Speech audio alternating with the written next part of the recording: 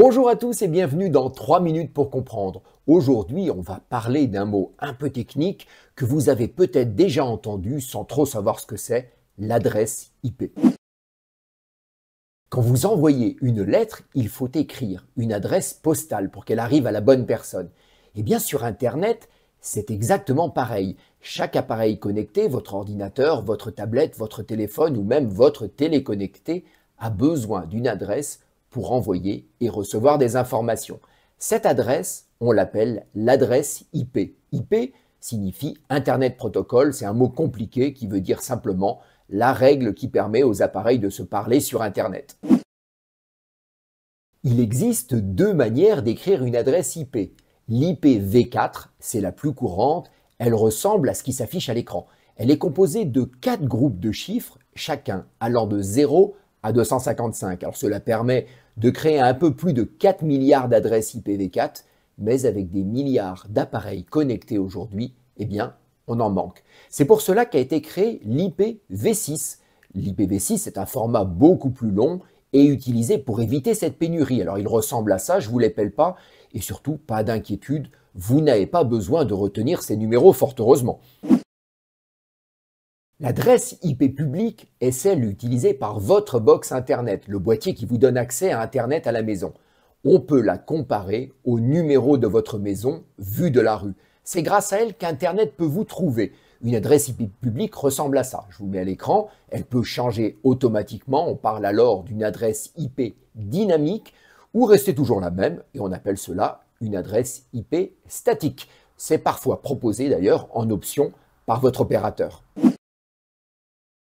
L'adresse IP locale est utilisée à l'intérieur de votre maison pour que vos appareils communiquent entre eux. Alors votre ordinateur, votre imprimante, votre télé connectée, elles ressemblent souvent à ce qui s'affiche à l'écran. Alors ces adresses commencent généralement par 192.168, mais elles peuvent aussi débuter par 10. quelque chose ou 172.16. quelque chose. Elle est souvent attribuée automatiquement par votre box, mais vous pouvez aussi la fixer vous-même dans les réglages de la box pour certains usages très précis. Tous vos appareils à la maison connectés à votre box Internet utilisent la même adresse IP publique. Alors pourquoi? Eh bien, parce que c'est votre box qui fait le passe-plat entre vos appareils et Internet, et ça de façon automatique et transparente. Alors elle sait qui a demandé quoi, qui fait quoi, c'est le chef d'orchestre numérique de votre foyer, un peu comme une secrétaire à l'accueil d'une entreprise qui trie le courrier pour chaque personne de la maison. L'adresse IP est indispensable pour qu'Internet fonctionne correctement.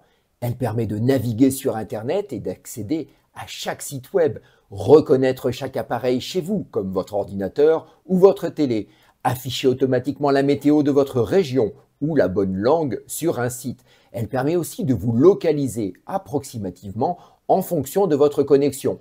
On peut savoir de quelle ville ou région vous vous connectez, mais on ne peut pas connaître votre adresse exacte. Pas de panique, heureusement, dans la vie de tous les jours, vous n'avez pas besoin de connaître votre adresse IP. C'est votre box qui s'occupe de tout et automatiquement. Mais si un jour, vous en avez besoin pour un dépannage, un petit réglage ou simplement par simple curiosité, voici comment faire. Pour voir votre adresse IP publique, vous tapez simplement « Quelle est mon adresse IP » sur Google et plusieurs sites proposeront d'afficher votre adresse IPv4 ou IPv6. Pour voir votre adresse IP locale, alors sur Windows, vous ouvrez le menu Démarrer, vous tapez CMD, vous validez, vous tapez ipconfig et vous validez encore, et elle s'affiche. Sur Mac, vous allez dans les préférences système, puis réseau. Et si tout cela vous semble compliqué, alors pas d'inquiétude, vous pouvez demander de l'aide à un proche ou m'écrire dans les commentaires, je lis tout et je réponds à tout le monde. L'adresse IP, c'est un numéro indispensable pour que vos appareils puissent communiquer entre eux et avec le reste du monde. Il y a une adresse pour l'extérieur, on l'appelle l'IP public, et une adresse pour l'intérieur chez vous, votre IP local. Heureusement, tout cela fonctionne automatiquement grâce à votre box Internet. Voilà, vous savez maintenant ce qu'est une adresse IP, à quoi elle sert et comment la retrouver. Si cette vidéo vous a plu, eh bien un petit clic sur le pouce me fait toujours bien plaisir. Et puis pour ne rien rater des prochaines sorties, pensez à vous abonner à la chaîne, c'est gratuit. À très bientôt pour un nouveau numéro de 3 minutes pour comprendre.